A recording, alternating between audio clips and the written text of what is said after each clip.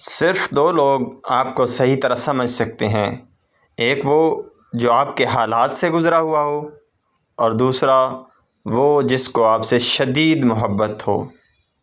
اسی طرح اللہ تمہیں ایسے شخص کی صحبت سے محفوظ رکھے جو تمہاری روح کو غائل، دل کو بیمار اور تمہارے ذہنی سکون کو تباہ کر دے۔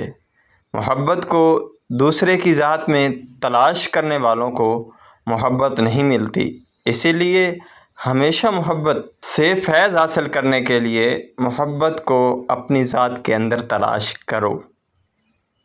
بہتر ہی نہیں، بہترین ہوگا معاملہ، لیکن جس دن رب پر یقین مضبوط ہو جائے گا۔ نرم الفاظ خرچ کچھ نہیں ہوتا، لیکن ان کی قیمت پر بہت زیادہ ہوتی ہے۔ ہمیشہ کے لیے کچھ بھی نہیں ہوتا۔ اپنے آپ کو دباؤ کا شکار نہ بنائیں۔ کچھ بھی ہو، کیسے بھی حالات کیوں نہ ہوں، وہ بدلیں گے اور ایک دن ضرور بدلیں گے انشاءاللہ۔ زندگی خوبصورت لوگوں سے خوبصورت نہیں ہوتی، زندگی مخلص لوگوں سے خوبصورت ہوتی ہے۔